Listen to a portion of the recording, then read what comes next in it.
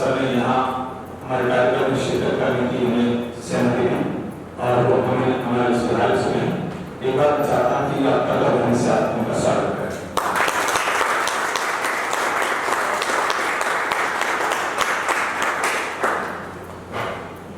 सर्वप्रथम कार्यक्रम की शुरुआत के लिए मैं चाहता हूँ और निवेदन करता हूँ कि अतिथि मंच पर अपना स्थान ग्रहण करें।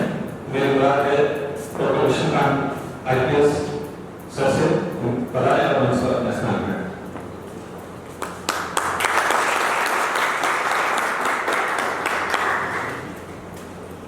इसी श्रृंखला में हमारे श्री भगवत कटारा जी हैं जो मित्र भारत सेवा संस्थान के अध्यक्ष हैं।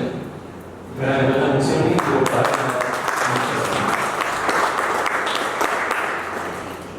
जगदीशवारी हेल्थ इंडिया के अध्यक्ष वो भी मंच पर अपना स्थान है।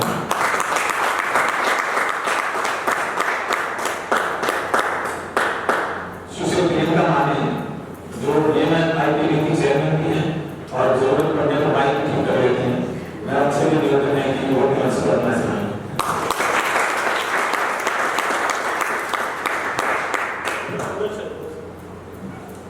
SBI लाइफ के रीजनल मैनेजर श्री नितिन यशस्वी अपनी यशस्वी कर्मों से मंच पर आए और शोभायान करें।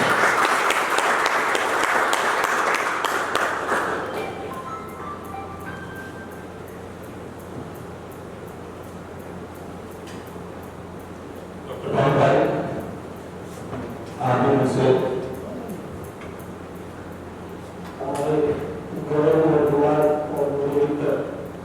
एडिशनल RTO जो गोविंद सिंह जी पार्क से आते हैं आप भी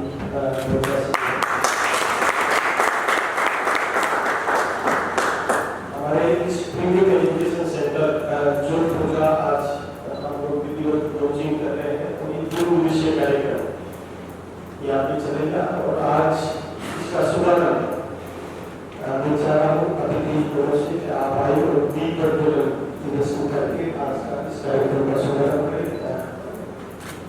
विष्णुपाल जी और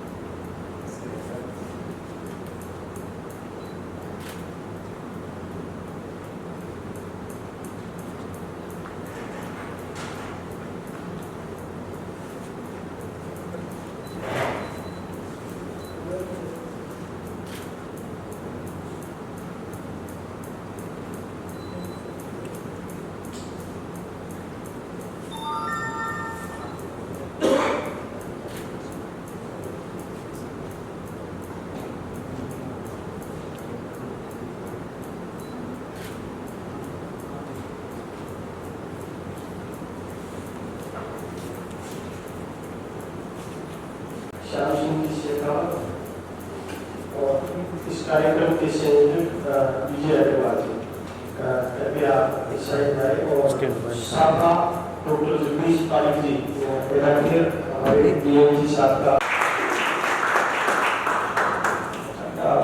श्याम सिंह और तुलसी का वृक्ष जो हमारी संस्थान का हमेशा से मुख्य रहा है। तुलसी का वृक्ष इस कार्यक्रम के संयोजक विजय अग्रवाल। इसी कड़ी में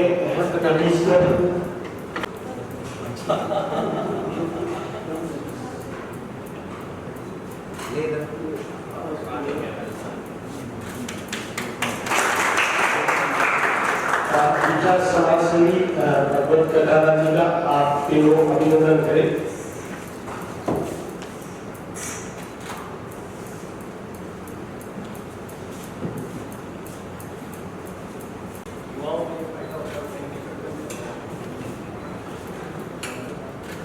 श्याम सिंह जी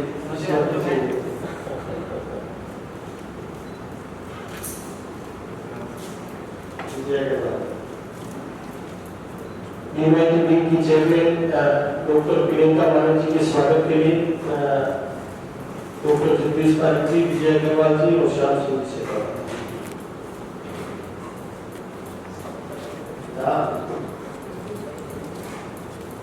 जो सभा के लिए है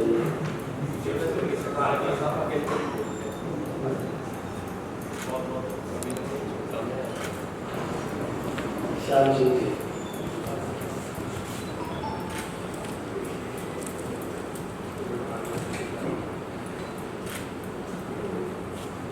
हमारे रीजनल मैनेजर एसपी है नितिन जी साहब का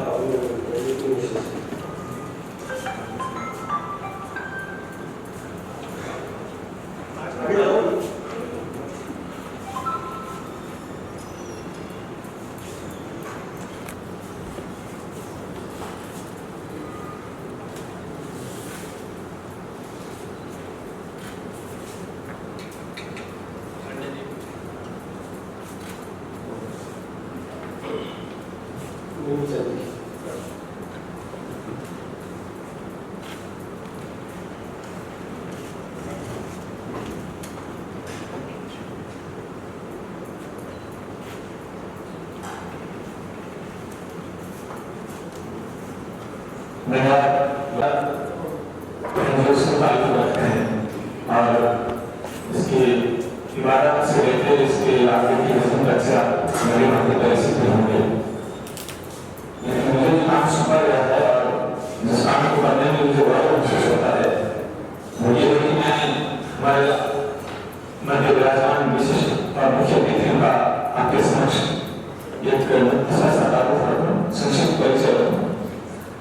और मुझे ये बताने में बड़ा गौरव महसूस हो रहा है कि हमारे आज से मुख्य अतिथि डॉक्टर विष्णुकांत जी IPS बिहार की सरजमीन के भागलपुर जिले से ताल्लुक रखते हैं और आपने 2005 में भारतीय प्रशासनिक सेवाओं में एक उच्च स्तर पर स्थान प्राप्त करके भारतीय पुलिस सेवा में ज्वाइन किया। इससे पूर्व आप SOG में अगर मैं गलत नहीं हूं तो पदस्थापित थे स्पेशल ऑपरेशन ग्रुप और फिर आपकी क्षमता और काबिलियत को देखकर राज्य सरकार ने आपको एंटी करप्शन ब्यूरो जोधपुर में DIG पद पर नियुक्त किया और आपकी ये द्वितीय नियुक्ति है यहाँ पर। और एक दिन मुझे सौभाग्य मिला है आपके सानिध्य में रहने का जब मैं जोधपुर में ही नेशनल आर्टिकल था और आप जोधपुर के SCB के अधीक्षक पुलिस SP रहा करते थे। मैं आपके बारे में ये भी सारा जो तारुफ है ये सरकारी है और किताबों में इंटरनेट पे मौजूद है। जो खास बात मैं निवेदन करना चाहता हूँ वो ये है कि आप इल्म और अदब के इंसान हैं, साहित्य से अनुराग रखते हैं और समाज सेवी संस्थाओं में अपनी शिरकत महसूस करने में आप गौरव का अनुभव कर रहे हैं। कभी मकबूल शायर बशीर बद्र ने चिंता जाहिर की थी कि घरों के नाम थे, नामों के ओहदे थे, अभी मैंने ओहदों के बारे में बताया श्रीमान के कि घरों के नाम थे, नामों के साथ ओहदे थे, बहुत तलाश किया कोई आदमी न मिला, लेकिन जो उनका चिंता थी उसको इन्होंने हटा दिया है। हमें ओहदों के साथ एक आदमी, एक इंसान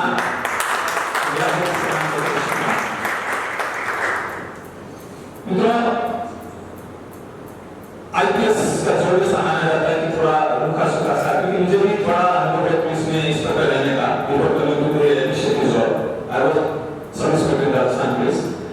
तो ऐसा रूखा सा जोड़ माना जाता है। इसका एक कारण तो ये भी है कि पुलिस वाला इतनी ज्यादा ड्यूटी करता है और वकील आवश्यक इतने ज्यादा है कि उसके अंदर जो तंत्र होते हैं जनरल के या जिसका साहित्य से अनुराग होता है, जिसको एक शेर सुनने से, एक कविता सुनने से अगर किसी का रंग खड़ा होता है वो धीरे धीरे सुषुप्त अवस्था में चले जाते हैं अगर वो तरफ अपना ध्यान नहीं रखता है।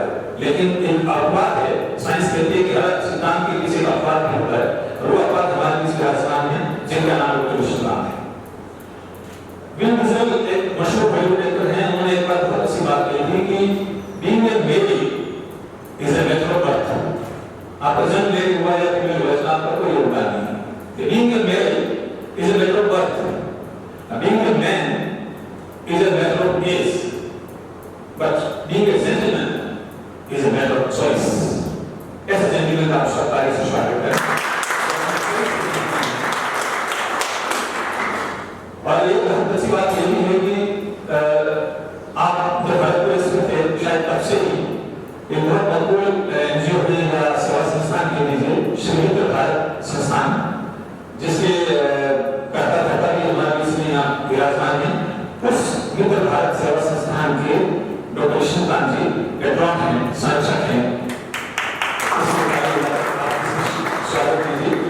बहुत सारी बातें हैं आपके लिए कहने को, लेकिन फिर धीरे-धीरे आती रहेगी जिनमें ये प्रोग्राम आपके रवाना चलेगा।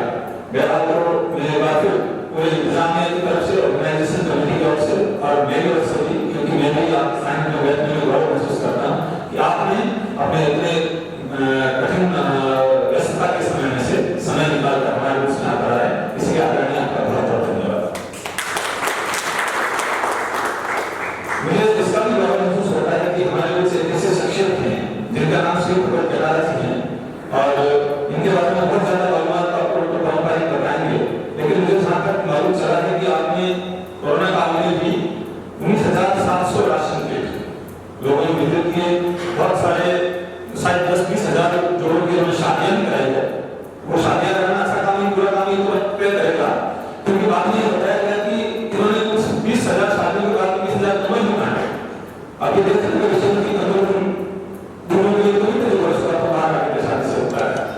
मेरा जो सवाल आप असहाय निर्बल जो समाज में कमजोर तबका है उसके विवाह से लेकर अगर कोरोना काल किसी को अप्रत्याशित चीज सामने आती है, उसमें भी अपने इस ओरिएंटेशन को लगातार प्रदान करते हैं, अपनी भूमिका का निर्वहन करते हैं। बहुत समर्पित समाज सेवी हैं, बहुत कम बोलते हैं लेकिन बहुत ज्यादा काम करते हैं। किसी ने बहुत कहा भी है कि मिले के परिंदों को मंजूर, ये फैले हुए इनके पर बोलते हैं। मिले के परिंदों को मंजूर, ये फैले हुए इनके पर बोलते हैं। वो लोग कहते हैं कि खामोश अक्षर जमाने में जिनके हुनर बोलते हैं। मैं निर्णय करूंगा कि बाकी जो अतिथि हैं उनका परिचय है, शायद वो ज्यादा बेहतर से बताएंगे। हमारे बीच में एक और अतिथि का प्रवेश होने वाला है, विख्यात श्रीमती शाश्वत का। उस समय में आपसे आग्रह करूँगा कि आप उनके परिचय में निश्चित रूप से आपसे बेहतर उनके बारे में कोई नहीं बोल सकता। हमारे बीच में अभी बाकी जो अतिथि है उनमें अभी निरंजन जी ने जिक्र किया, वो होती है भगवत कटारा जी।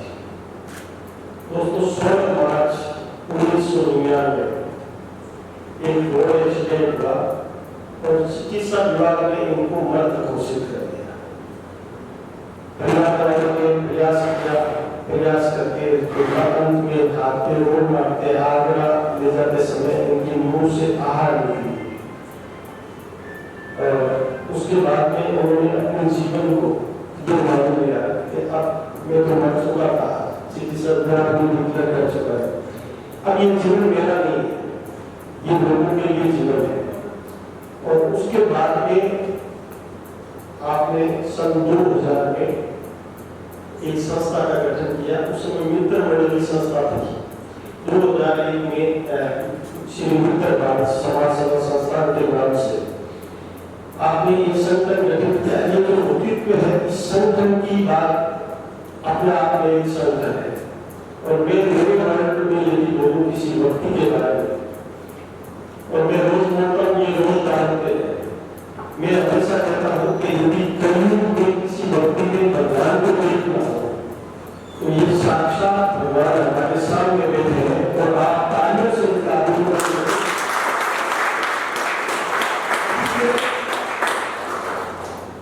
लगभग 22 से 23 साल का सफर हो गया। और इस 22 से 23 साल में कभी भी ये व्यक्ति कोई दिन विष्णुकांत जी जानते हैं जो भक्तों के आदर्श के थे, कोई दिन ऐसा नहीं रहा कि उनका पेपर में ये मौजूद है कि आज इतने कलम पढ़ते हैं, आज इतने राशन किट पढ़ते हैं और लगातार आपकी सेवाएं अनवरत विश्व वर्षों से जारी है। और सबसे बड़ा जो आदमी साहब ने परिचय दिया, उस परिचय की मैं बात करूं तो 4,000 अलग बच्चियां, जिनका कोई नहीं, उनका हाथ थाम के उनको बेटी बना के उनका आपने कन्यादान किया है। उसके अलावा मैं कटारा की बात करूँ, कटारा ने इस संगठन को राष्ट्रीय स्तर पर करने का निर्णय ले लिया है और कभी जो राजस्थान का संगठन था पूरे राजस्थान में उसकी जय लगातार कार्य कर रही थी। अब उन्होंने राष्ट्रीय स्तर का गठन करने का निर्णय लिया है और ये बात आप जो 50 बना रहे हैं उसके उद्घाटन समारोह है। उस कार्यक्रम के समय ही किशोर गांधी के नेतृत्व में ये राष्ट्रीय स्तर का संगठन बनेगा और आप जैसे व्यक्ति हमारे बीच में देते हैं तो इसी अगली में मेरे अजीत मित्र और हम लोग कई यात्रा ईश्वर की कृपा से साथ कई विदेश धरती के साथ कर चुके हैं। एडिशनल आर्ट जोधपुर में और एक मैं कहूँ कि युवा हृदय सम्राट है। युवाओं के लिए अपने आप में एक शीमेजर है, उदाहरण है कि एक साधारण परिवार में, किसान परिवार में आपका जन्म हुआ और जन्म होने के बाद में आपने पटवारी से लेकर सफर तय करते करते एक सीएम की भूमिका में पूरे लोकप्रियता का ग्राफ है। जब एक हार्ड पुलिस अफसर कैसे होता है, उसके बाद में आपने परिवहन विभाग में एडीओ के पद पे आपने ज्वाइन किया। आपने एडीओ के पद पे ज्वाइन किया और एडीओ के पद पे ज्वाइन करते ही आपने अपनी छवि से कई जगह पे सिरोही, चित्तौड़गढ़, बीकानेर, जालौर, जयपुर कई जगह पे आपने इस पद का निर्वहन किया और वर्तमान में आप एडिशनल आरटीओ जोधपुर के पद पर है। और इससे पूर्व आप एडिशनल आरटीओ जोधपुर के पद पर भी रहे और इसके साथ में एक बड़ी विशेषता है आपकी और काफी बड़ी विशेषता मैं ये बोलूं कि आप एक जबरदस्त शायर है और सैकड़ों मंचों को सुपरिचित कर चुके हैं। उसके अलावा आप एक अच्छे खिलाड़ी हैं, चाहे लॉन्ग टेनिस का मामला हो, चाहे बैडमिंटन का मामला हो, आप देखो भी एक अपने खेल के कौशल से। उसके अलावा अनेक सामाजिक संस्थानों में आपकी अहम भूमिका रहती है। हमारे ऑल इंडिया बालिक महासभा हो, पीपल फाउंडेशन हो, आप सब जगह एक युवाओं के प्रेरणा स्रोत बने हुए हैं। हमारा पुष्कर तारीख बने हुए और सब जगह आपका जो मन है सामाजिक, उसकी पूरी समाज, पूरे लोग इसलिए आपके कायल है कि आप नए नए लोगों को राय देते हो, बल्कि बढ़ चढ़ के उसमें हिस्सा लेते हो। आरटीओ साहब आपका स्वागत है और आप एक छोटी बात और मुझे जोधपुर से पूरे देश भर से आ गया है। मेरे पीपल फाउंडेशन में मेरे मार्गदर्शक और ख्यातिदार अधिवक्ता सीनियर एडवोकेट हस्तीपति साहब हमारे बीच पहुंच चुके हैं। मेरे डॉक्टर जगदीश पारिक जी से, श्याम सिंह जी सेगांव से और विजय अग्रवाल, आप सब लोगों से आग्रह कर रहा हूँ कि आप हस्तीपति जी का अभिनंदन करें और मंचा से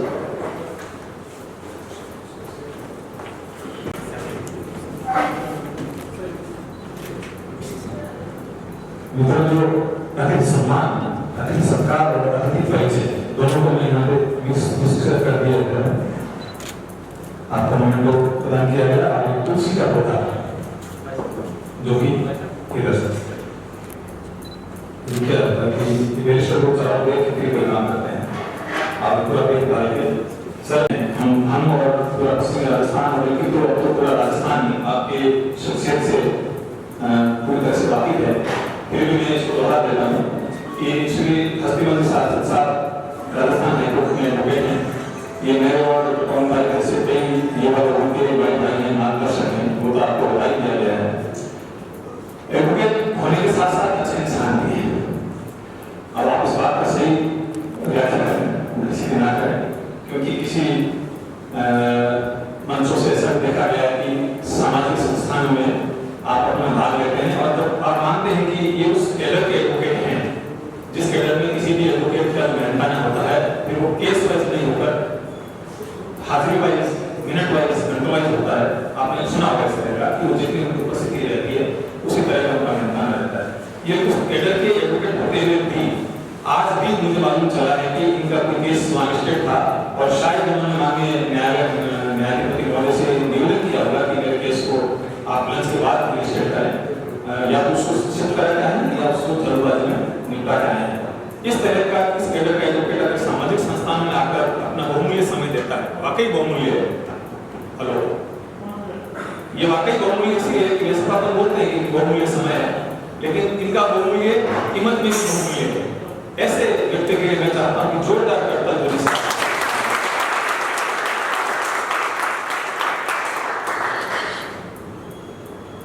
विप्र फाउंडेशन एक संस्थान है जिसका पवन जी ने जिक्र किया था। वो भी सामाजिक सरोकारों से बहुत ज्यादा अपना सरोकार रखता है। और इसके अलावा आपका ये परिचय ये भी है, हालांकि ये इनके रूटीन का काम है, लेकिन हमारी ये बड़ी रोमांचक और आकर्षित करने वाली बात है कि आप बॉलीवुड के मशहूर अभिनेता सलमान खान का जो केस है वो भी आप ही लड़ते हैं जोधपुर में। और इस काबिलियत के आप एडवोकेट हैं जिनके ऊपर इतनी बड़ी हस्ती ने भरोसा किया है और उसको या उसको न्याय मिले, इसलिए आप लगातार कटिबद्ध हैं। तो उनके बारे में बहुत ज़्यादा कहा जा सकता है, लेकिन मैं चाहता हूं कि मैं इसमें समर्थ नहीं हो पाऊंगा, तो मैं किसी शायद की दो पंक्तियों का सहारा ले लेता हूं जो कि शायद ज़्यादा मारूफियत से आपका ताल्लुक करा दे।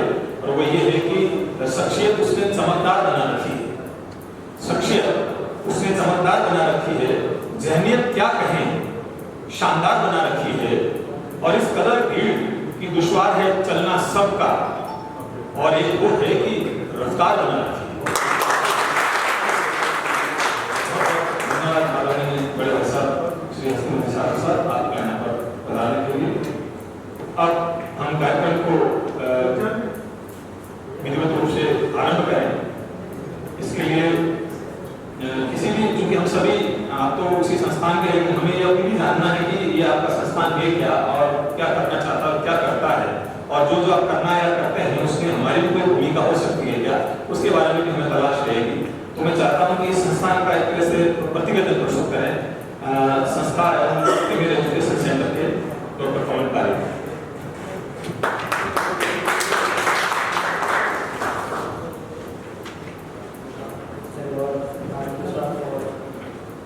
प्रतिवेदन से पूरे मंच पे हमारे 3-4 काफी महंगे मेहमान उपस्थित है। उन्हें संक्षिप्त सा उनका एक परिचय देने की कोशिश कर रहा हूँ। और हमारे बीच में हमारे DMIT टीम के चेयरपर्सन प्रियंका मानी,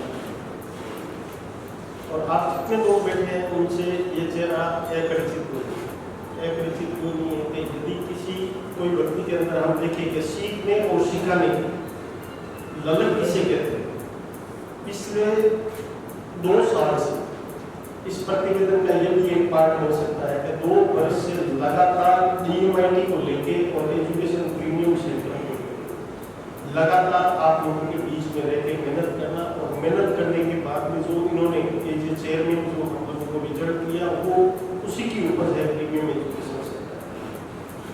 आप MTech हैं, आप असंख्य विद्याओं में माहिर हैं, चाहे आप किसी कोर्स को ले लो, असंख्य आपने कोर्स किए हैं। सबसे बड़ी चीज मैं आज याद करना चाहूँगा डॉक्टर जगदीश माने जी, जो इनके पिताजी पिछले वर्ष जिनका निधन हुआ, उन्होंने 15 लाख लोगों को सकारात्मक बदलाव उनके जीवन में कैसे हो, उसकी एक सुव्यवस्थित ट्रेनिंग की गुरुकुल प्रतिष्ठान के आप CEO थे। और उसी पद पे जब आप थे, उसी ट्रेनिंगों के दौरान प्रियंका माने जी को आप लगातार अपने साथ रखते गए, और 13 वर्ष से की उम्र से आपने के अंदर ये ट्रेनिंग देने का हुनर है। और प्रियंका जी ने 7 लाख से ज्यादा लोगों में 500 सेमिनार और असंख्य तरीके की जो पेरेंटल ट्रेनिंग हो, मतलब दुनिया भर की जो मेमोरी ट्रेनिंग हो, कोई भी ट्रेनिंग का विषय है आप उसमें सीधा से। और सबसे बड़ा जो जीवन में मैंने देखा कि अभी हमारे प्रीमियम एजुकेशन सेंटर में 12 मॉड्यूल है, और आप कोई सा मॉड्यूल का चर्चा इनके साथ 1 घंटा करते हैं, उसके बाद उसके अध्ययन करने में लगे और अगले दिन सुबह उसको प्रेजेंट करने के लिए तैयार है। प्रियंका जी लगातार प्रीमियम एजुकेशन सेंटर की आप लोगों को सुबह 7 बजे ट्रेनिंग देने के लिए आते हैं। आपके लिए चेहरा ये अपरिचित नहीं है, जितनी मेहनत लगन से भाव से उन्होंने की है वो शेड्यूल करने लायक है। आपका ये मंच और ये जितने लोग बैठे हैं आपका अभिवादन करते हैं।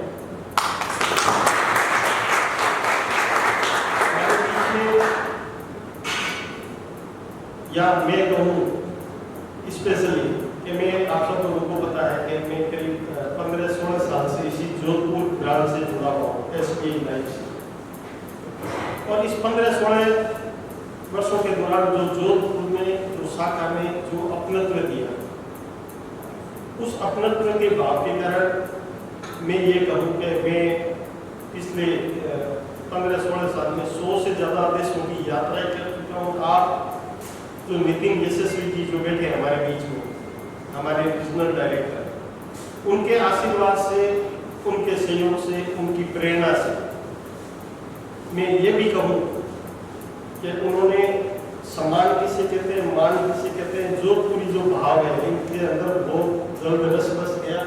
और नितिन यशस्वी जी, आप हमारे रीजनल मैनेजर होने के साथ में आप जैसे सॉफ्टवेयर फील्ड से आते हैं, लेकिन 2007 में आपने SBI ज्वाइन करने के बाद इस जोधपुर ब्रांच को जो हाइट दी है, जो SBI में आपने रुतबा और नाम जो कमाया है, तो निश्चित रूप से वो एक उल्लेखनीय है। मैं आपका अभिवादन करता हूँ। और अब जिनकी मैं चर्चा करूँगा वो भी आपके लिए परिचित चेहरा नहीं है, डॉक्टर जगदीश पाल,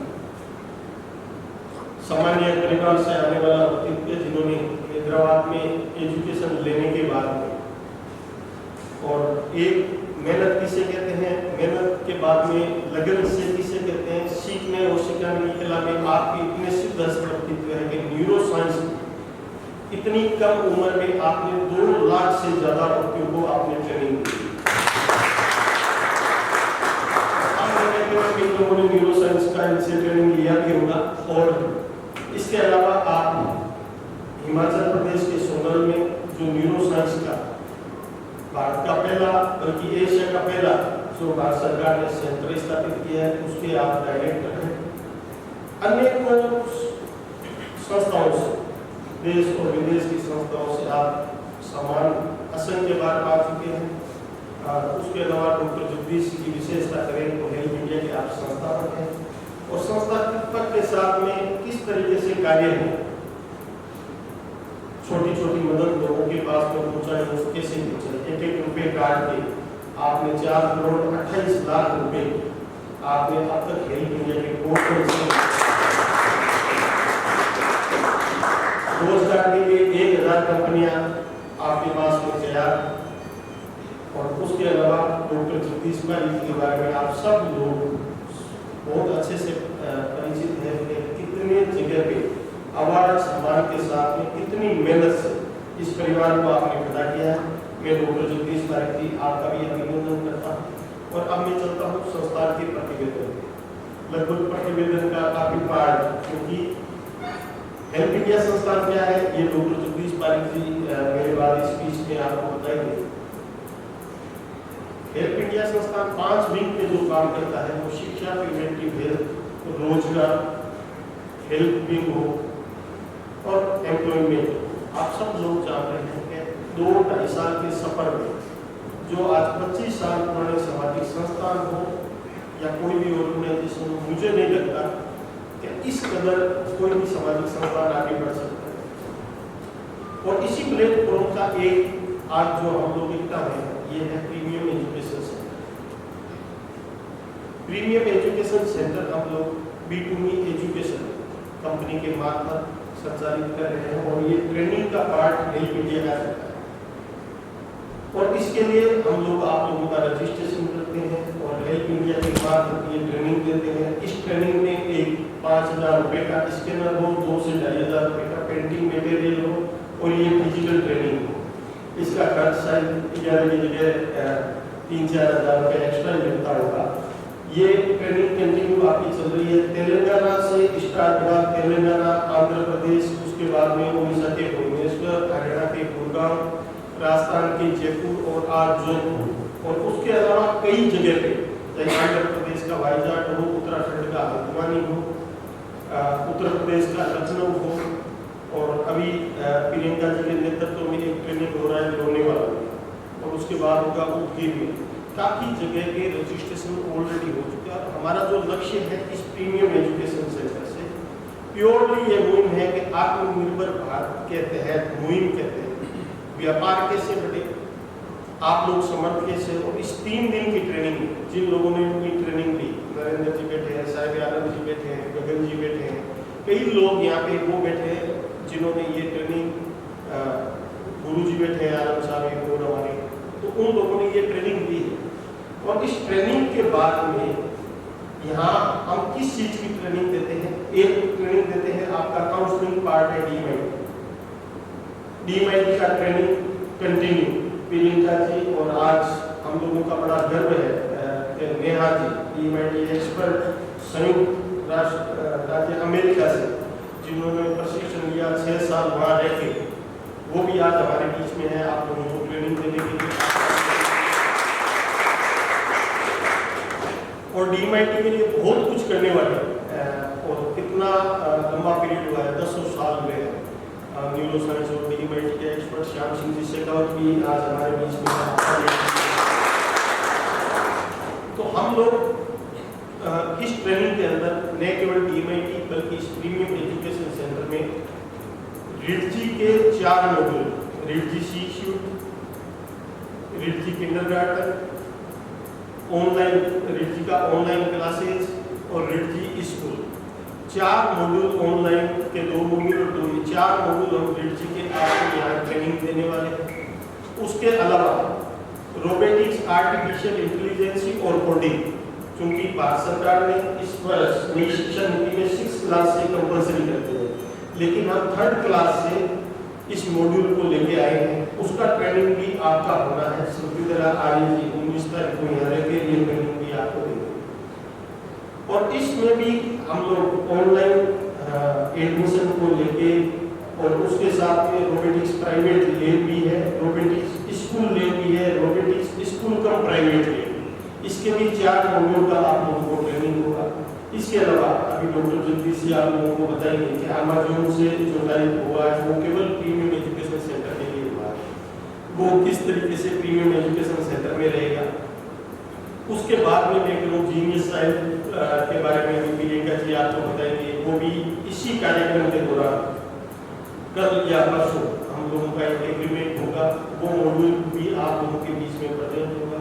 इसके अलावा अनेकों प्रकल्प जैसे हमारा होम डिलीवरी हो, ई गवर्नेंस हो, और आने वाले समय में बहुत कुछ वो आपका प्रीमियम एजुकेशन सेंटर रन कैसे करे, आपका रेवेन्यू बेहतर तरीके से कैसे आए। और एक छोटा सा उदाहरण देना चाहता हूँ, क्योंकि आज हमारे बीच में महेंद्र जी पारी भी उपस्थित है और आलम साहब भी है, कुछ शिक्षक और आने वाले भी है 19 तारीख को जिनका ये रिडजी को लेकर होगा। लेकिन मैं आपको रिडजी के बारे में एक छोटा सा बात बताऊँ कि रिडजी सी शूट क्या है। रिडजी सी शूट बोले तो कंप्लीट सॉल्यूशन एक स्कूल के लिए, और उसको कंप्लीट सॉल्यूशन क्या हो सकता है? वो कंप्लीट सॉल्यूशन ये हो सकता है कोई भी स्कूल के लिए आज की डेट में, चाहे आप एकेडमिक प्रोग्राम लो, चाहे एडमिशन लो, चाहे फैकल्टी का लो, चाहे मैनेजमेंट का लो, चाहे फीस का लो, सारी स्कूलों के अभी वर्तमान में बदतर हालत हो रखे हैं। किसी के पास फैकल्टी नहीं है, किसी के पास मैनेजमेंट नहीं है।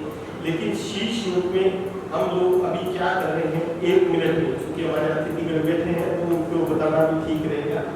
हम लोग उस स्कूल के लिए जो मॉड्यूल लेके आए हैं वो मॉड्यूल ये है कि हम मैनेजमेंट का बंदा उस स्कूल को दे रहे हैं, कैम्ब्रिज सर्टिफाइड उस स्कूल को कर रहे हैं, उनके टीचर को कर रहे हैं, कैम्ब्रिज के साथ में एनसीईआरटी उस स्कूल को पढ़ा रहे हैं, 22 कंट्रीज की फैकल्टी उस स्कूल को पढ़ा रही है। और उसके साथ में फीस का कैसे बेहतरीन सोल्यूशन किया है।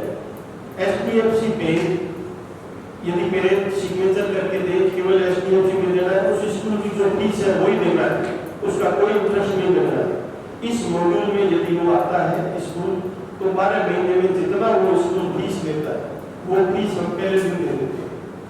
हमारी जो बुक्स है वो एनसीईआरटी बुक मिसल की बुक है, और उसमें जैसे ही आप ऐप के सामने अपना मोबाइल करते हो 3D में AR टेक्नोलॉजी से उस पूरे सिलेबस को, पूरे सेशन को वो अच्छे तरीके से पूरे पार्ट को उसी समय पढ़ा देता है। शीट भी वहीं पे सबमिट होती है और वो लगभग शीट ऑनलाइन का ही काम करती है, गलत क्या है सही क्या है वहाँ पे सारी चीज बता देता है।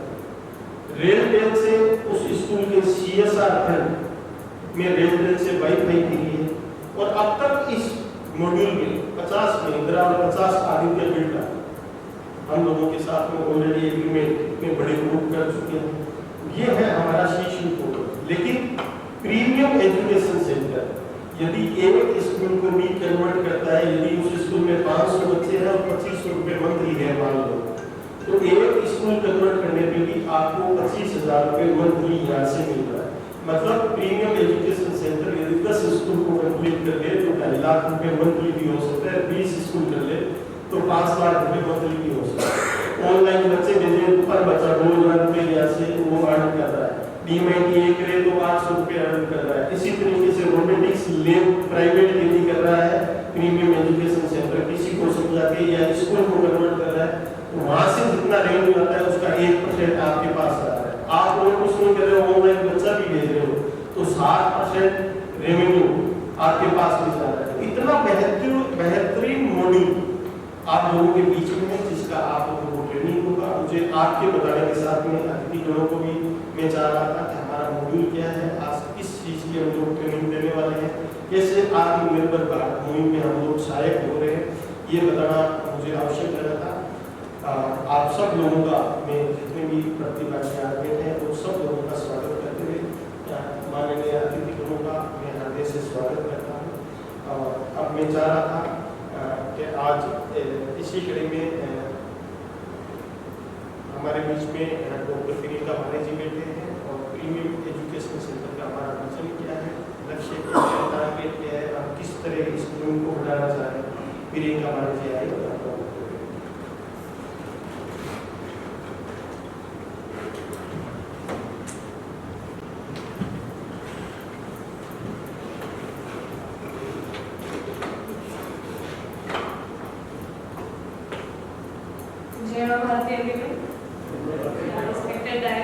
और एजुकेशन में कुछ क्रांति और रिवॉल्यूशन करने का एक स्टेप उठाकर आप यहाँ हुए आए हुए सभी को मैं पहले तो स्वागत करना चाहूंगी।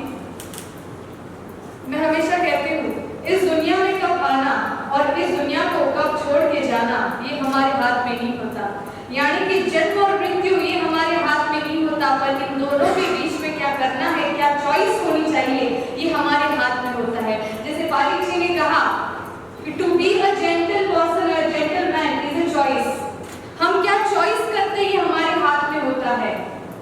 और जैसे कि मैं ये कहना चाहूंगी, मैं थोड़ा सा मेरे बैक में पास्ट में जाना चाहूंगी। 6 महीने पहले मेरी लाइफ में ऐसी सिचुएशन हुई जो मैं आज फिजिकली इमोशनली जो मैं अभी दिख रही हूँ, उसके जो क्रिएटर थे, आज मैं जिनकी ग्रेस से, जिनके ब्लेसिंग से, जिनके आशीर्वाद से यहाँ पर खड़ी हुई हूँ, जिन्होंने मुझे यहाँ तक लाकर रखा है, वो मेरा साथ छोड़कर चले गए।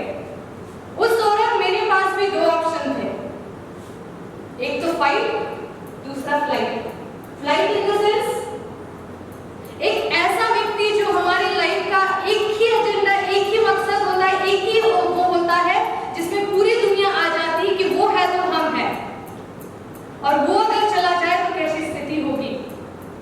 तो फ्लाइट करने की कोशिश या फ्लाइट करने की इच्छा भी हुई कि अगर वो नहीं तो क्यों, हम क्यों, पर मैंने चूज किया फाइट।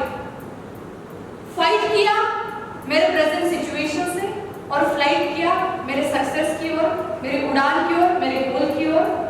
और मुझे लगता है कि हमारे पास भी ऐसे ही ऑप्शंस आते हैं लाइफ में, फाइट एक तो फ्लाइट, और मैंने चूज किया फाइट पहले और फिर मैंने फ्लाइट किया है। ये क्यों होता है, ये चॉइस क्यों कर पाते हैं? कहीं ना कहीं यहाँ पर शिक्षा, एजुकेशन का बेस बहुत इंपॉर्टेंट होता है, क्योंकि आज शिक्षा, एजुकेशन ही ऐसी एक चीज थी जो मुझे यहाँ तक लाई है और मुझे फ्लाइट करने में, फाइट करने में कहीं ना कहीं मुझे हेल्प किया है, सपोर्ट किया है। पर इस शिक्षा के ऊपर, इस एजुकेशन के ऊपर अभी जो हमारा काम चल रहा है वो इस तरीके का चल रहा है जैसे कि तैरने का, स्विमिंग का कोर्स लगाते हैं, स्विमिंग का कोर्स कंप्लीट होता है और जब प्रैक्टिकली करने की बारी आती है और वो इंसान जो होता है प्रैक्टिकली स्विमिंग करने जब जाता है तब वो पानी में डूब जाता है और जो सर्टिफिकेट उसको मिलता है वो तैरता है। ऐसा एजुकेशन हो गया है, जस्ट डिग्री। हमारे पास कितनी डिग्री है इसके ऊपर अभी का एजुकेशन चल रहा है, पर मुझे लगता है 10 साल 15 साल का पहले का एजुकेशन वो अलग था और अभी का एजुकेशन बहुत अलग है। पहले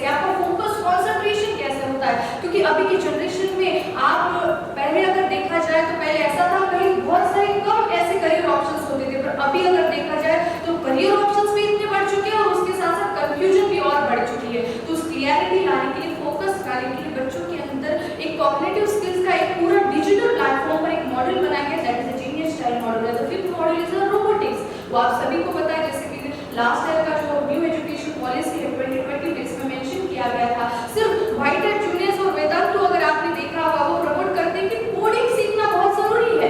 पर कोडिंग क्यों सीखे, भाषा क्यों सीखे?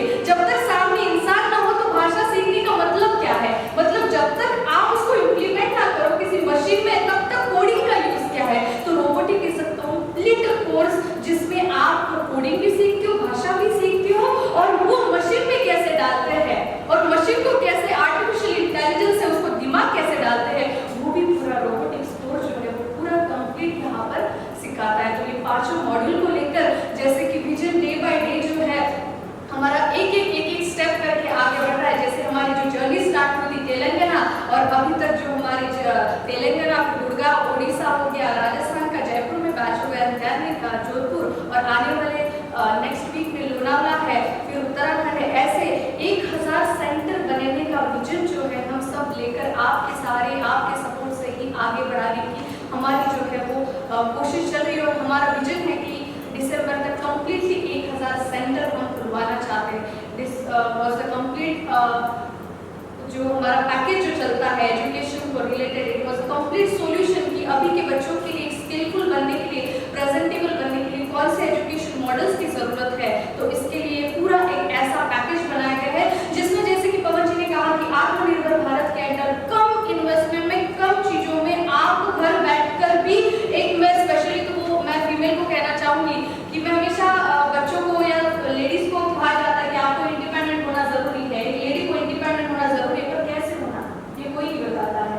तो ये कैसे होना, घर बैठकर आप शादी के बाद भी अगर सेकंड इनिंग स्टार्ट करना चाहते हैं कुछ एजुकेशन फील्ड, क्योंकि एजुकेशन में जब काम करते हो तो एक अलग सा आइडेंटिटी होता है, अलग सा कॉन्फिडेंस, अलग सा ग्रेस लेकर हम आगे बढ़ते हैं। तो उसी के पूरा स्टडी करके एक ऐसा पूरा एक कंप्लीट एक सोल्यूशन, एक मॉडल यहाँ पर बनाया गया है कि जिसमें एजुकेशन के फील्ड में लोगों में अवेयरनेस, लोगों में इसकी क्रांति लाने के लिए, रिवॉल्यूशन लाने के लिए एक हमारा ये आगे स्टेप बढ़ा हुआ है। लास्ट में 2 ही लाइन कहूँगी कि हमारे साथ तो पारिक जी है, तो मैं उनकी परमिशन से, मैं तो कवि नहीं हूँ, पर आपके परमिशन से 2 लाइन में लास्ट में कहना चाहूँगी। सिर्फ हंगामा खड़ा करना हमारा मकसद नहीं, सिर्फ हंगामा खड़ा करना हमारा मकसद नहीं, कोशिश है कि ये सूरत बदलनी चाहिए। मेरे सीने में ना से तो तेरे सीने में कहीं वो कहीं भी आग, लेकिन आग जलनी चाहिए। नेक्स्ट हमारे हेल्प इंडिया फाउंडेशन के जो संस्थापक है डॉक्टर जगदीश पारिक जी को मैं बुलाना चाहूँ। आइए, थैंक यू वेरी मच।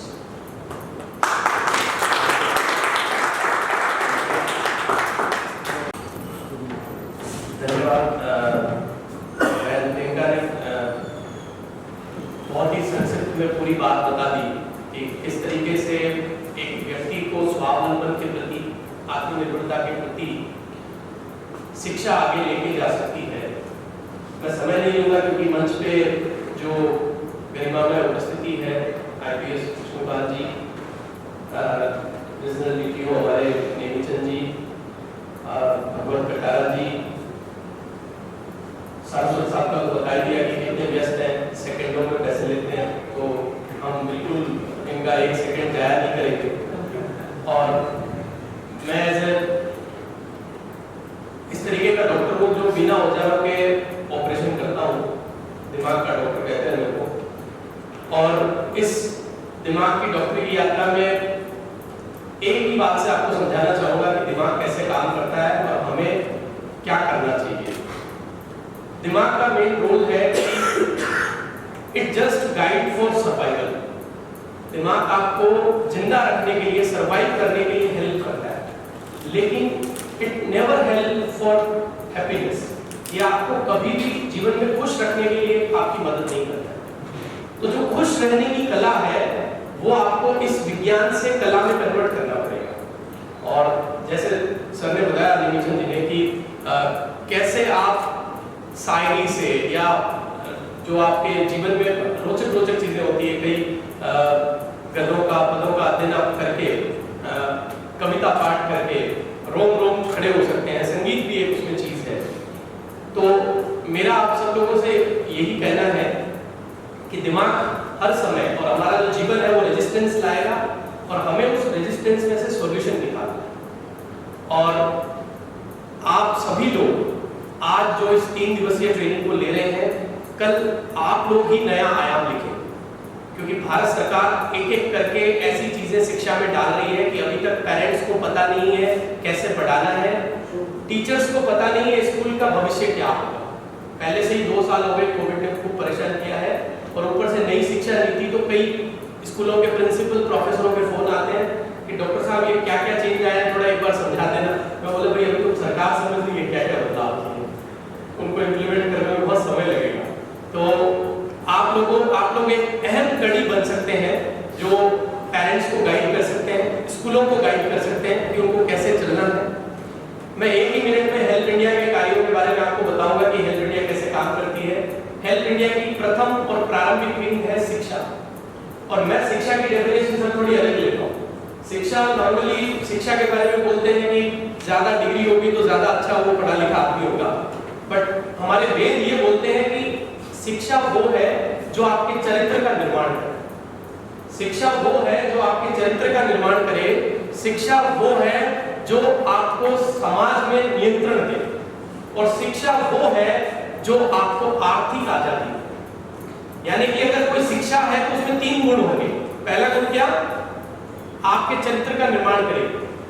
अगर वो शिक्षा है तो आपको समाज में नियंत्रण देगी, और अगर वो वास्तव में शिक्षा है तो आपको कभी भी पैसों की कमी जीवन में आने नहीं देगी। तो बोलते हैं कि शिक्षा होती है तो लक्ष्मी नहीं होती है। मैं इसको बिल्कुल नहीं मानता हूँ, बिल्कुल विपरीत हूँ इसके। मैं मानता हूँ कि अगर एक शिक्षक व्यक्ति है तो उसको आप जंगल में भी छोड़ आओ, दुनिया उसके पीछे जाएगी कि साहब आप कितने पैसे लोगे मेरे बच्चे को पढ़ा दें, वो कभी भूखा नहीं रह सकता। तो ये एक कहावत भी है ना, विद्या कंठ की और माया अंठ की, है ना, तो वो कभी साथ नहीं छोड़ती है, विदेश में भी साथ नहीं छोड़ती है। और हेल्थ इंडिया इसको प्रथम मानता है। हम शिक्षा में प्री प्राइमरी से लेके यानी बैकलेस स्कूल से लेके पीएचडी लेवल तक के सारे स्किल प्रोग्राम हेल्थ इंडिया संचालित करता है, पूरे देश भर में संचालित करता है। सबसे प्रमुख मुहिम जो है उसमें पहले ऑनलाइन जो मुहिम थी वो थी डिजिटल शिक्षा। पूरे भारतवर्ष में सर एनसीईआरटी और राजस्थान सरकार की जो शिक्षा है उसको डिजिटलाइज करके पूरे देश भर के बच्चों को हम पढ़ा रहे बिना कोई मतलब उनसे पैसे लिए, और 20 लाख घंटे तक बच्चे इन एप्लीकेशंस पे पढ़ चुके हैं। ये हमारी उपलब्धि है, और ऐसे सैकड़ों कोर्स हम चाहते हैं कि ऑनलाइन और बढ़ाया जाए। साथ साथ में ऑफलाइन तरीके से शिक्षा को कैसे पहुंचाया जाए, घर घर तक आत्मनिर्भर भारत की मुहिम को कैसे पहुंचाया जाए, उसके लिए प्रीमियम एजुकेशन सेंटर हमारी मुहिम है, जिसको हम बहन प्रियंका ने बताया कि दिसंबर तक 1000 सेंटर पूरे देश में स्थापित हो जाएंगे। तो एक बार मैं चाहता हूँ कि इस कार्य के लिए एक बार जोरदार मेरे बड़े भाई और संस्थान के महामंत्री और पालिक जी भी इस पूरे कार्य में जो यंग टीम काम कर रही है, श्याम सिंह जी, प्रियंका जी और भी जितने भी साथी हैं, आज के कई सदस्य फील्ड में अभी भी काम कर रहे हैं। इनके पीछे एक बैकबोन की तरह, संस्थान की प्रमुख बैकबोन की तरह आप काम करते हैं, पूरा अलर्ट रहते हैं। और आप देखिए कि अलग अलग जगहों पे जाके वहां पे सारे अरेंजमेंट करना। जब मैं इस हॉल में आया तो मुझे लगा यहाँ तो जो यहाँ का लोकल आदमी है वही इतना अच्छा यहाँ पे ठीक कार्य करके इसको सजा सकता है, लेकिन आप कहीं भी चले जाए, उड़ीसा में प्रोग्राम हुआ हो मुझे या तेलंगाना में हुआ हो, एक से बढ़कर एक वहाँ पे अरेंजमेंट, पूरी टीम को कोलैबोरेट करके लेके चलना, उनको आगे बढ़ने की राह दिखाना, और हर बार नए लोगों के साथ ट्रेनिंग करना, उनको गाइड करना और फिर उनसे काम करवाना, ये बहुत ही मुश्किल काम है। एक बार पवन पालिक जी के लिए भी जोरदार मैं ईश्वर से उम्मीद करता हूँ कि जिस तरीके से हम शिक्षा में काम कर रहे हैं वैसे हमने सर और भी 4 मुहिम छेड़ी है। हम प्रिवेंटिव हेल्थ में काम कर रहे हैं, और भारत सरकार को 1 करोड़ लोगों को ट्रेंड करके भारत सरकार को हम सपोर्ट करेंगे बहुत जल्दी, ताकि लोग बीमार ना पड़े और हमारे हेल्थ का बजट नीचे जाए। ये हमारी दूसरी मुहिम है। तीसरी मुहिम हमारी रोजगार है, जिसमें लोगों को रोजगार कैसे मिले, रोजगार उनको बनाया जाए। चौथा डिजिटल हेल्थ, आपको बता ही दिया सर ने कि कोविड टाइम में भी हमने 5 करोड़ के आसपास करीब 800-900 परिवारों की मदद पहुंचा दी है हमने डिजिटल तरीके से। लेकिन बड़ी बात भाई साहब इसमें बताना चाहूंगा कि 10 रुपए से ज्यादा हमने किसी से मदद नहीं की। छोटी-छोटी मदद लेके बड़ा काम करने का इरादा हम रखते हैं। और 5वीं मुहिम है हमारी सोशल एंटरप्रेन्योरशिप, जिसमें ई गवर्नेंस और ई कॉमर्स के माध्यम से हमारे ही लोगों के उत्पादों को पूरे देश तक पहुंचाना और लेटेस्ट ट्रेंड के साथ चलना, ये भी हमारा एक प्रकल्प है। और मुझे उम्मीद है कि इस ई कॉमर्स की हमारी कहानी को सुन के अमेज़न बहुत प्रभावित हुआ है और अमेज़न ने हमारे को पूरे भारत में ये प्रीमियम एजुकेशन सेंटर भी बड़ा रोल इसको निभा सकते हैं। उन्होंने बोला है कि 1 लाख एमएसएमई को हेल्प इंडिया रोजगार देगा और उसमें हमारा पार्टनर अमेज़न करेगा। ये आप सब लोगों को बहुत बहुत शुभकामनाएं देते हुए और आप सब लोगों को आगे बढ़े, इस ट्रेनिंग के बाद स्वरोजगारी बने और लोगों को सिखाएं कि कैसे घर रह के भी बड़े काम किए जा सकते हैं। Thank you. जय हिंद, जय भारत। धन्यवाद। हमें इंतजार होगा कि हम सबके मार्गदर्शक और इस संस्थान के लगातार आशीर्वाद रखने के लिए मेरी दूसरी संस्था जिसका मैं मार्गदर्शन का दायित्व निभा रहा हूँ, श्री मित्र समाज सेवा संस्थान के संस्थापक अध्यक्ष आदरणीय प्रमोद कटारा जी आए और आपको आशीर्वाद।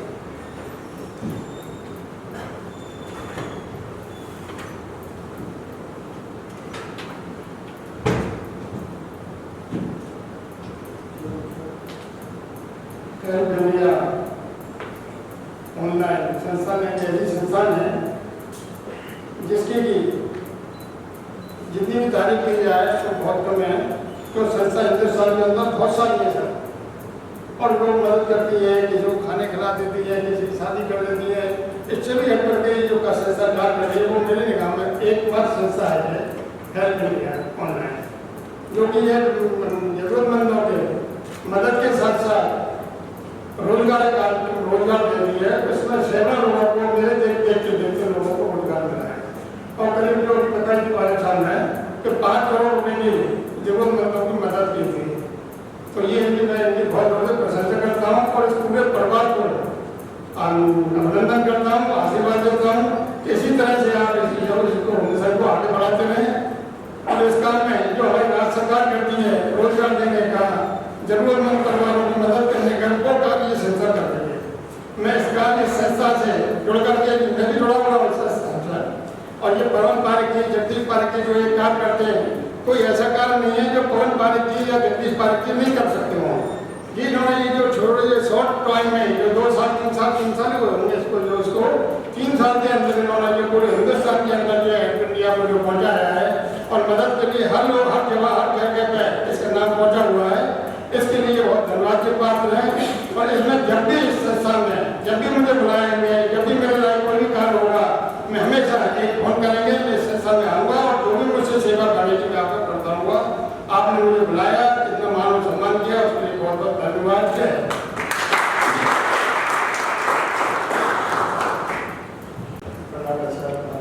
उनका मैंने परिचय दिया, आप लोग सब लोगों ने बड़े ध्यान से सुना था उनका परिचय।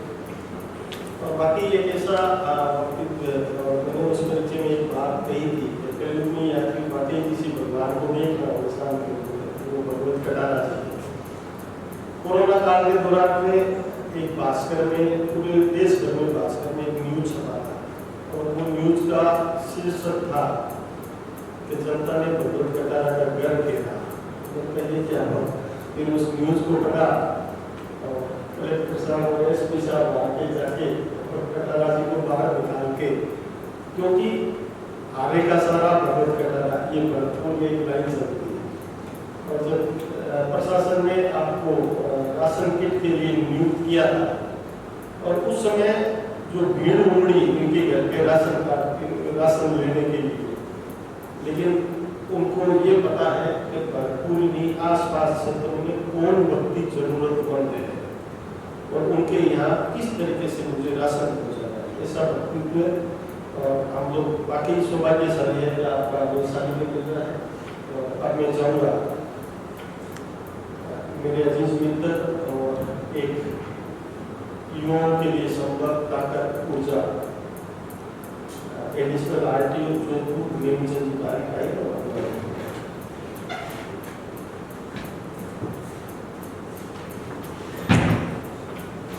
मंच पर विराजमान डॉक्टर निशिकांत जी आए सर, शासक साहब डॉक्टर प्रियंका माने, डॉक्टर जगदीश पारे और श्री प्रसाद और उपस्थित सज्जन देवी महोत्सव। काफी कुछ इस संस्थान के बारे में बताया जा चुका है और हम शुरू में तो बड़े एप्रीहेंसिव थे कि रोबोटिक्स पहले कब नए जमाने की बात है, आर्टिफिशियल इंटेलिजेंस भी नए जमाने की बात है, सोशल एंटरप्रेन्योरशिप भी अब कुछ ही वर्षों में एक ऐसा लफ्ज है जो हर एक की जुबान पर चढ़ा है। तो ये क्या चीजें हैं और इस तरह के प्रोग्राम में क्या वर्कशॉप होने वाली है और क्या ट्रेनिंग होने वाली है और इस तरह के प्रोग्राम में जाकर हम कैसे शिरकत करेंगे और क्या उससे अपना आप कनेक्ट कर पाए, समझ में कैसे आ रहा है ये क्या अच्छा। लेकिन जिस तरह से डॉक्टर प्रियंका माने और डॉक्टर जगदीश बिश्नोई ने प्रतिवेदन रूप में या विजन के रूप में आपके सामने उद्बोधन दिया, तो एक बात सही साबित हुई कि अगर समझाने वाला सुंदर तरीके से समझाए तो समझ में आता है और वो सुंदर तरीके से समझाने वाला सुंदर भी हो तो बहुत समझ में आता है। तो दोनों ही वक्ताओं ने बहुत अच्छे तरीके से आप तालियां बजा गए लगता है बेसिकली शायरी कुछ भी नहीं है, लफ्जों को थोड़ा करने से जमा के करो तो शायरी, थोड़ा सा इशारा करो तो शायरी। ये जो इन्होंने आपके जो बुलंद आवाज में जिस तरह से वक्तव्य में दिया वो किसी भी शायरी से कम नहीं, किसी कविता से कम। अब मैं आपको कहूँ कि यार आदमी की बहुत ख्वाहिशें होती है लेकिन फिर भी मर्कज में उसको लगता है कि बहुत कम सोचा है, ये तो एक वक्तव्य होगा। और गाली में इसको कहेंगे कि हजारों ख्वाहिशें ऐसी कि हर ख्वाहिश को कम निकले, बहुत निकले मेरे आत्मा मगर फिर भी कम निकले। या मैं कहूँ कि आदमी को प्रयास करते रहना चाहिए, जीवन में कामयाबी जरूर मिलती है, और अगर उसको कभी यूं कहे कि नंगी चींटी जब दाना लेकर चलती है, चढ़ती है दीवार पे, सौ बार फिसलती है, कोशिश करने वाले की हार नहीं होती है। तो ये कविता तो मेरा आपसे कहने का तात्पर्य ये है कि हर वो चीज जो जीवन को सुंदर एहसास दे, लोकानुरंजन का कारण बने। जैसे आर्किटेक्ट एक शायर होता है मेरे नजर, अगर आप घर में किसी तरह से बेडरूम से कई कमरे बना दो, वॉल का अगर डिस्टेंस बराबर ना हो, जिसमें सिमेट्री ना हो, जो something which is symmetrical is a poet. अगर एक औजार वाला एक कारीगर अपने सारे विन्यास को, अगर अपने सारे यंत्रों को औजार बहुत तरीके से जमा के रखता है और एक का किसी तरह से बिखरा हुआ सा लगता है, तो आपको लगता है कि हाँ ये पोएट्री। जीवन में जो भी सिमेट्रिकल है, जो भी सिंक्रोनाइज करता है अपने भावों से, अपने उद्गारों से, अपने कर्तव्यों से, और जो हमारे अंदर कहीं कहीं जाकर हिट करता है कि इस बात को ऐसे कहा जा सकता है, तब लगता है कि ये कविता है। इसलिए कविता और आप लोग जो कर रहे हैं इसमें कोई भेद नहीं है, क्योंकि आप ये चाहते हैं कि जो शिक्षा बेडअप सी हो गई है कि किसी के पास डिग्री है एमए की और अखबार में कतरन ये होती है कि साहब वो फोर्थ क्लास की वैकेशन की उसमें 10,000 लोगों ने फॉर्म भरा जिसमें 500 एमए की हो। ये चीज बताती है कि हमारी शिक्षा में कविता की प्रदान करने की आवश्यकता है। और वो कविता क्या हो सकती है कि आदमी की हुनर, स्किल आती है, एंटरप्रेन्योरशिप आता है जब आपको कोई चीज की स्किल आती है, कोई चीज के बारे में आप जानते हैं। और ये कला का युग है। अगर आप किसी सत्संग भजन कार्यक्रम में गए हैं और बहुत पीछे बैठे हैं और अचानक पता चला कि यार ढोलक बजाने वाला गायक है, तो कहेगा किसको आती है? अरे कौन जी को बुलाऊं को आती है। आप में कला है तो आप सीधा पीछे पिछले सबसे पिछले लाइन से उठे और सीधा आगे मंच पे आ गए। ये कला का जमाना है और यही आप लोग कर रहे हैं। रोबोटिक्स की इसे मॉडल आर्टिफिशियल इंटेलिजेंस, तो आप देखो कि मैं इसमें अगर ए भी करता हूँ और पूरा एडोकेट आ जाता है, तो ये आर्टिफिशियल इंटेलिजेंस इतना मैं समझता है। तो ये जो चीज आप करते हैं ये निश्चित रूप से बेहतरीन शायरी है, जीवन को मुतासिर करने वाली शायरी है, इसलिए आप बधाई होगा।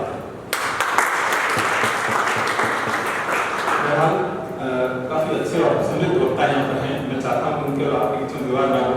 मैं अपने वक्तव्य को बहुत मुख्तर रखना चाहता हूँ, लेकिन उससे पहले I will be failing in my duty if I do not endorse not respect what mister Bhagat Katara ji is doing in Bharatpur and उनके उस काम को करने के लिए जो पेट्रोनेज बने हैं आदरणीय सुकांत जी, मैं चाहता हूँ मैं अपने पूरी शख्सियत से, अपने वजूद से, अपने एग्जिस्टेंस से आपको प्रणाम करूँ कि आप ऐसे ही काम करते रहें और एक मानवता के विकास के लिए, मानवता को आप लोग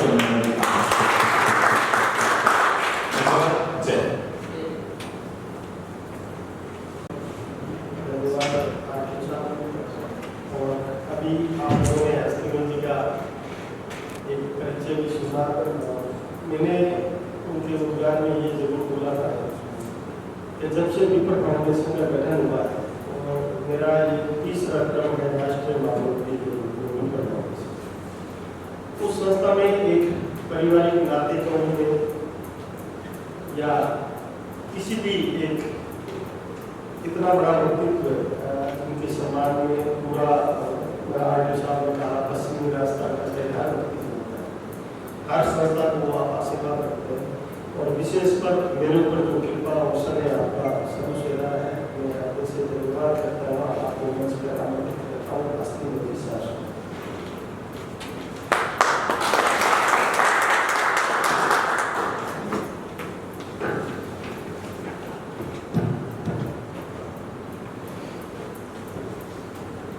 मंच पर विराजमान सम्मानीय विष्णुकांत जी सीनियर IPS DIG महोदय, सम्मानीय भगवत कटारा जी, सम्मानीय डॉक्टर जगदीश जी पारक, सम्मानीय डॉक्टर प्रियंका जी, बहुत मेरे अजीज मेरे अनुज भाई नेमीचंद जी पारिक, यहाँ उपस्थित पार्टिसिपेंट्स, मेरे भाइयों और बहनों,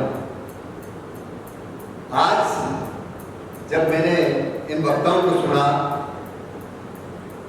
तो मुझे पता चला कि किस ढंग से लोग अपना अमूल्य समय देकर आम जनता के लिए, लोगों को आगे बढ़ाने के लिए, लोगों को शिक्षित करने के लिए अपना समय देते हैं। मैं भाई पवन जी पारिक को विप्र फाउंडेशन के अनुसार ही जानता था, लेकिन जब परिचय आगे बढ़ा तो मुझे पता चला कि नहीं, ये सिर्फ एक समाज विशेष के लिए नहीं है, बल्कि हर समाज की सेवा करने के लिए, हर समाज के व्यक्तियों को आगे बढ़ाने के लिए जो कार्य करता है। हालांकि हम भी हमारे समाज के लिए करते हैं, करना भी चाहिए। एक व्यक्ति अपने बच्चों के लिए करता है।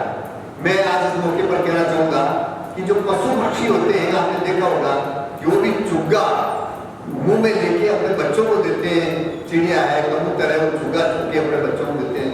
तो अपने बच्चों को तो सभी पालते हैं, अपने बच्चों की अच्छी से अच्छी एजुकेशन करवाते हैं, बच्चों की अच्छी अच्छी करोड़ों रुपए करके साझा करते हैं। लेकिन मैं उन लोगों को सलाम करता हूँ जो समाज के लिए कुछ करते हैं, जो आम जनता के लिए, जो निसहायों के लिए करते हैं, जो अभावग्रस्त लोग हैं उनके लिए करते हैं, वो पूजनीय है। और आज जैसे भगवती जी जो कटारा जी के लिए कहा, मैं इनको देखता हूँ हमारे भाई पवन जी को, कि मैं तो आश्चर्य करता हूँ कि हम सबको 24 घंटे मिलते हैं, इनको 48 घंटे मिलते होंगे। जब भी देखता हूँ कि आज बेंगलोर में ये इतना मैनेज कैसे करते हैं, या यहाँ अभी भारी पड़ा कि मुश्किल से निकल गया है तो इतना करते हैं। तो मैं इनको भी बहुत आशीर्वाद देता हूँ, भगवान से प्रार्थना करता हूँ कि सेवा भावना ऐसे ही आगे बढ़ती रहे। भाई नेमीचंद जी जो है, आपको कभी निराश नहीं होवे कि आप किस मुकाम पे पहुंचे हैं, पता नहीं कब किस मुकाम पे पहुंच जाएंगे। ये सब इंस्पेक्टर थे और हमारे DIG महोदय हैं, आप इसको अदरवाइज मत लेना, लेकिन जो थानादार जी की पोस्ट होती है वो बहुत बड़ी होती है, वो इतनी पावरफुल होती है कि DIG साहब कहीं रह जाते हैं, थानादार जी को कुछ नहीं कर देते, क्योंकि मैं तो वकालत करता हूँ। मेरे अनुज भाई ने थानादार की नौकरी छोड़ के और RS में गए। इनके मन में समाज सेवा है, पैसा कमाना नहीं है। अगर पैसा कमाना होता तो थानेदार से ज्यादा कोई पोस्ट कमाओ तो नहीं। मैं उनको भी धन्यवाद देता हूँ। ये बहुत आज मेरे साथ मेरे आने के पहले मुझे पता नहीं, ये बहुत ही अच्छे वक्ता हैं, बहुत ही अच्छे शायर हैं, बहुत ही अच्छे कवि हैं। इनकी वाणी में सरस्वती विराजमान है। और इन्होंने, मैं तो एक गांव का छोटा सा व्यक्ति हूँ, इन्होंने मेरे लिए, क्योंकि मैं इनका बड़ा भाई, जो बड़े भाई के लिए इन्होंने जो भी कुछ कहा है 5-7-10% तो सही है, लेकिन फिर भी मैं इनको धन्यवाद देता हूँ, मेरे लिए इतना कुछ कह दिया। 5-10% भी करोड़ों हो जाएगा। हर व्यक्ति को समाज सेवा में कुछ न कुछ करना चाहिए।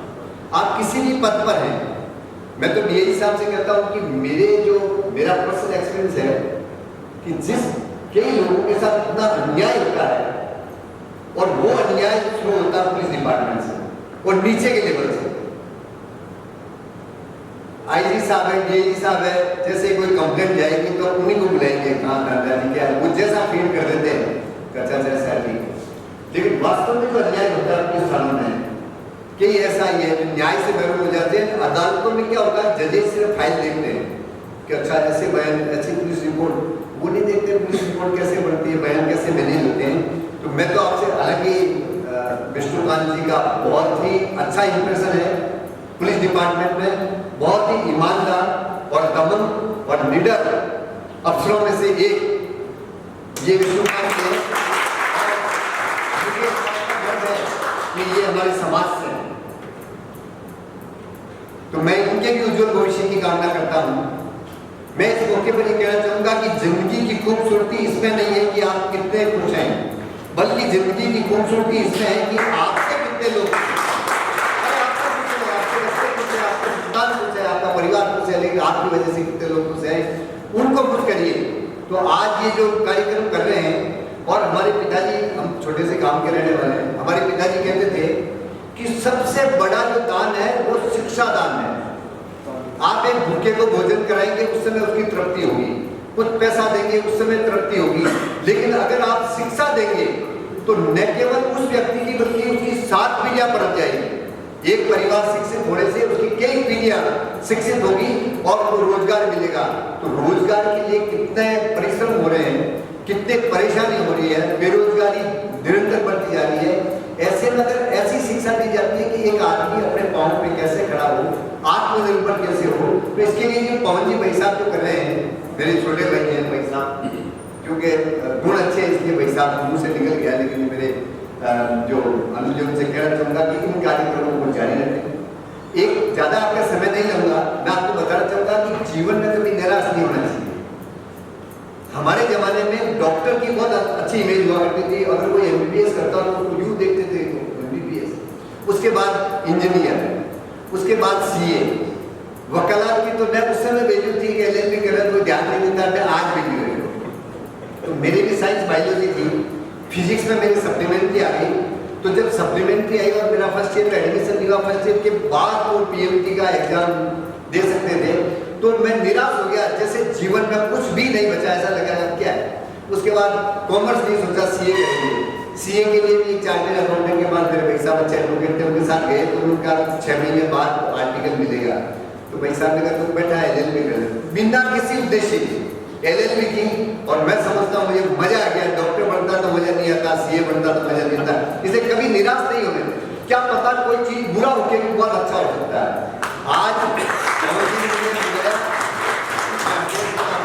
करता हूँ और सभी को बहुत बहुत धन्यवाद। जय हिंद।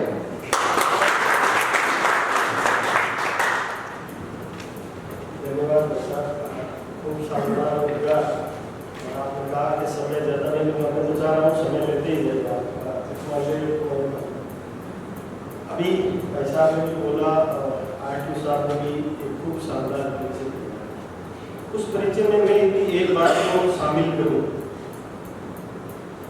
कि जीवन में असंख्य IPS होंगे हम लोगों के बीच में, DIG भी बहुत से होंगे, IG भी होंगे, लेकिन यदि किसी व्यक्ति को ये याद किया जाए कि हार्ड ऑनेस्ट छवि, और हार्ड ऑनेस्ट छवि के भी अधिकारी मिल जाते हैं, लेकिन सामाजिक कार्यों को निरंतर प्रोत्साहन देते।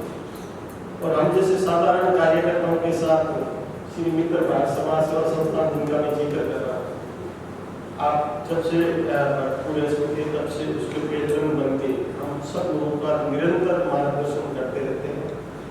और सबसे बड़ी बात जो अभी भाई साहब ने भी बोला, भ्रष्टाचारियों के बीच में कैसे नकेल डाल के उनको सड़क पे लाया जाता है, उनके एक सबसे बड़े राजस्थानी भारतीय उदाहरण आदरणीय विष्णुकांत जी, मैं आपको शेयर समाज मंच पे आमंत्रित कर रहा हूँ। उससे पूर्व मैं आप सब लोगों से ये आग्रह करूँगा कि आप लोगों के लिए एक छोटा सा टी ब्रेक होगा, लेकिन सामान्य अतिथि जितने भी हैं वो लंच करके ही अभी जाएंगे। और मैं चाह रहा हूँ विष्णुकांत जी आप आइए।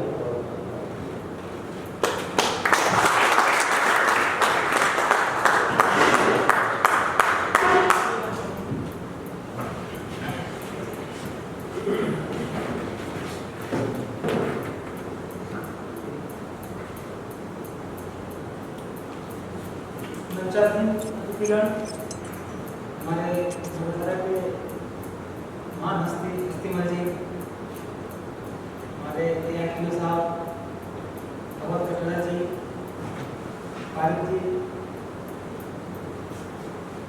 आज पहले तो मैं बताऊँ, मेरे लिए बड़ा हर्ष का विषय है कि मैं आपके बीच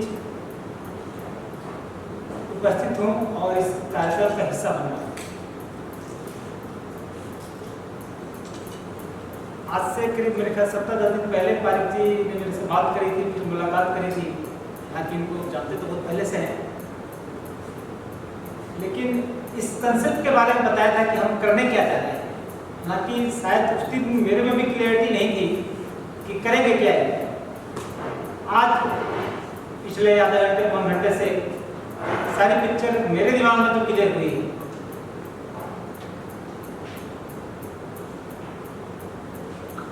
आज से करीब 15 साल 20 साल पहले डिजिटल इंडिया इत्यादि इत्यादि केवल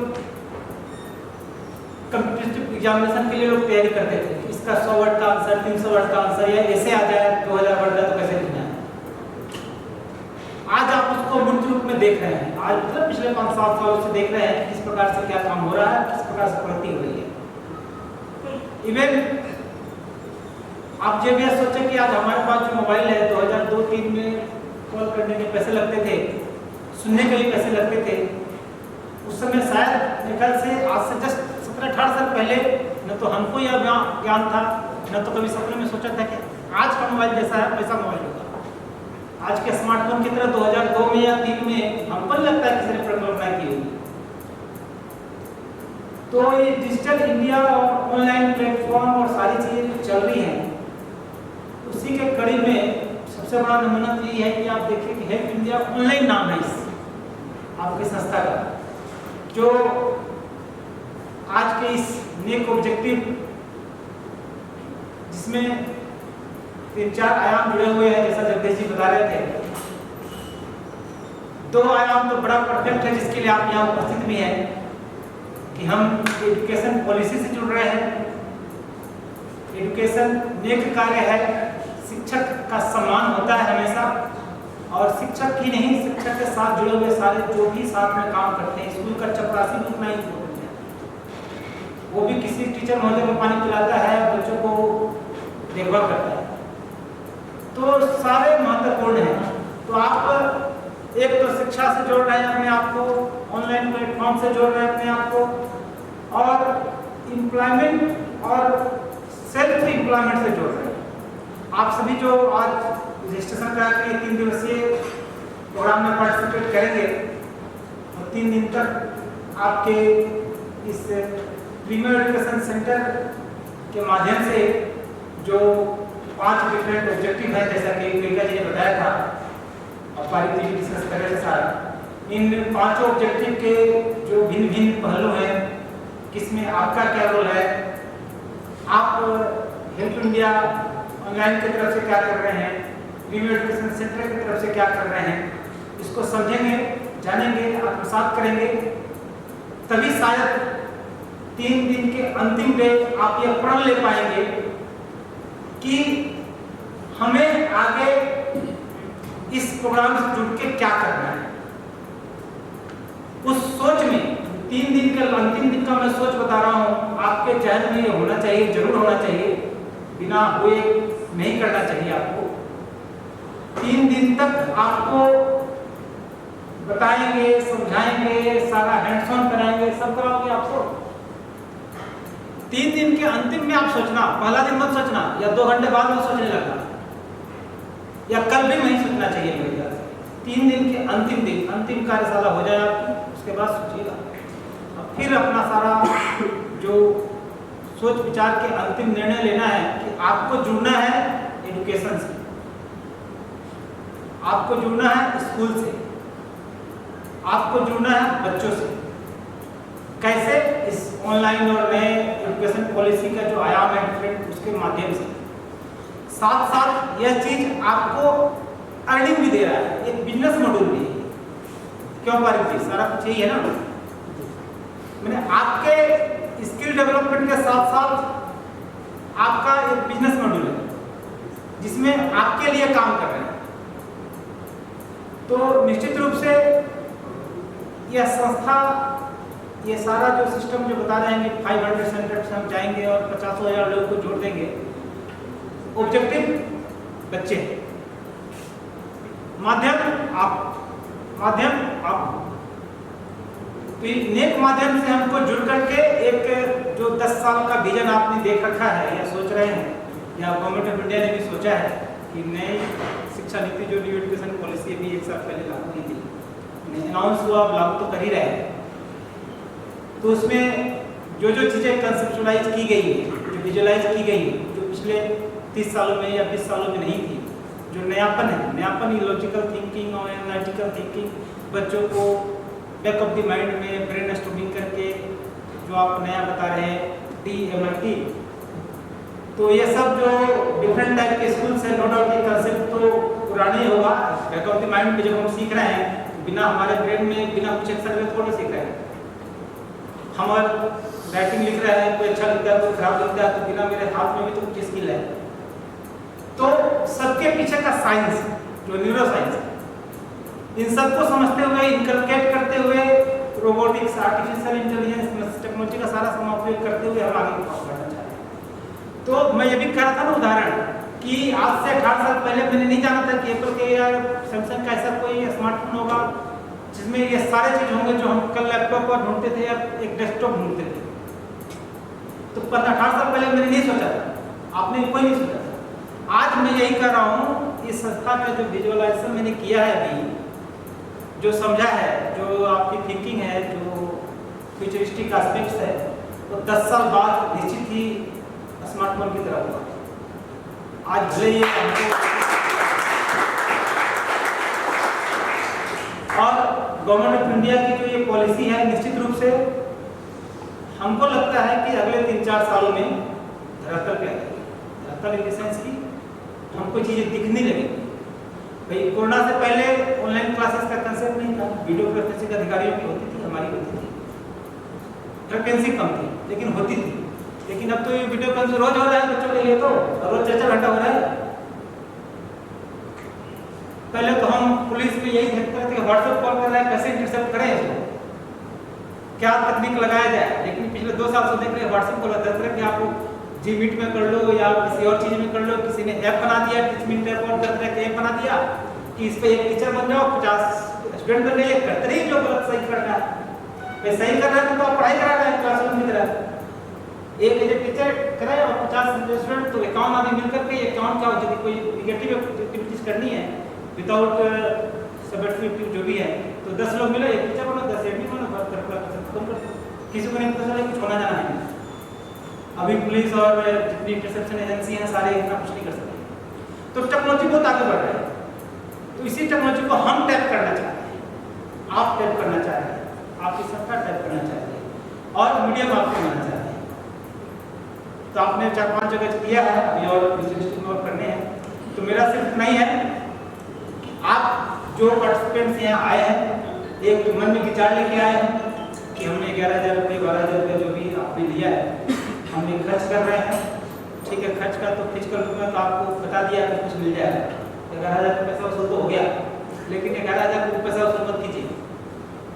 आप 3 दिन खर्चा से निकालिए, मतलब 3 दिन में जो भी आपको 8 गुना 3 या 6 गुना 3 जितना भी आपको दिया जाता है उसको मनोयोग से लीजिए। At the end of the day आप सोचिए, जरूर सोचिए। आपने अपना महत्वपूर्ण, आप ऐसा तो नहीं है कि आप लोग कुछ नहीं करते हो, सब लोग कुछ ना कुछ कर रहे हैं, लेकिन हम एक नया अपॉर्चुनिटी इस संस्था के माध्यम से आपको दे रहे हैं। तो इस अपॉर्चुनिटी को आप किस प्रकार से टैप करें यहाँ पे है, और निश्चित रूप से हमको कोई विश्वास है इस संस्था के स्किल पे, आपके जितने मोटिवेटेड लोग काम कर रहे हैं आपके लिए। तो मैंने आपको सुना, आपको कई बार सुन चुका हूँ, आपको पहली बार सुना, लेकिन जो मोटिवेशन लेवल आप इस टीम का है, उस मोटिवेशन लेवल से मुझे कतई डाउट नहीं है कि आप सबके सब इस संस्था के टॉर्च बियरर बनोगे और शिक्षा नीति से जुड़ करके एक नया आयाम पे ले जाएंगे। उसके लिए आप शुरुआत वाले दौर में हैं। जो 3 साल बाद इसी तरह के कार्यक्रम में आकर के जुड़ेगा उसकी उतना महत्ता नहीं होगी जितनी आपकी है।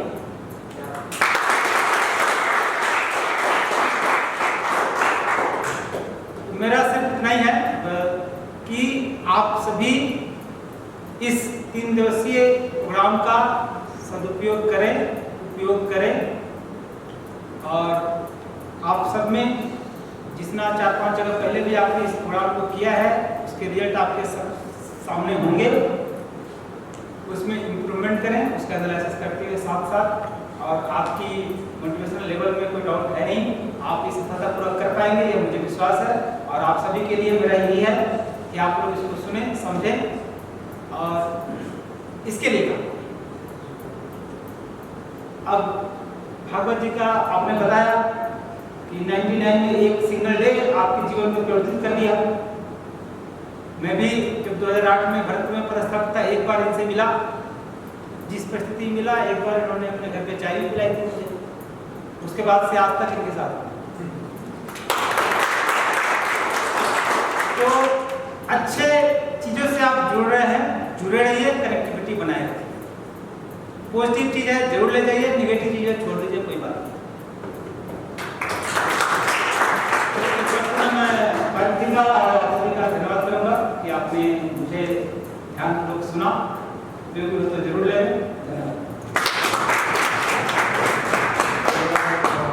एक मिनट आपका सिर्फ बोल लेना चाहूँगा कि ये जितने सामने लोग बैठे, हमने 230 सेंटर्स की अभी ट्रेनिंग पूरी कर चुके हैं और मैंने बोला था कि हम लोग दिसंबर तक जो हमारा लक्ष्य है वो 1000 प्रीमियम एजुकेशन सेंटर होंगे, 100 हमारी प्राइवेट लैब होगी, 100 हमारा स्कूल रोबोटिक्स में कन्वर्ट होगा, 100 से ज़्यादा रिलीजियस इंस्टीट्यूट में हम लोग कन्वर्ट करेंगे। यही प्रीमियम एजुकेशन सेंटर 1,000 बच्चों का दिसंबर तक ऑनलाइन क्लास को रिट्री का अथवा रोबोटिक्स में ऑनलाइन भेज देगा, ये प्रीमियम सेंटर करेंगे।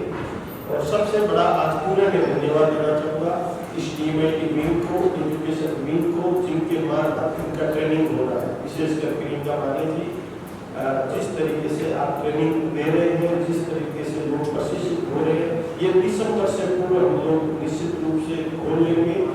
और मैं आप सब लोगों को आज मैं हृदय से धन्यवाद देना चाहूँगा। अब आपका ट्रेनिंग स्टार्ट हो रहा है, अभी 15 मिनट का टी ब्रेक रहेगा और अतिथिगणों से मैं विशेष आग्रह कर रहा हूँ कि आप लंच करके ही बहुत बहुत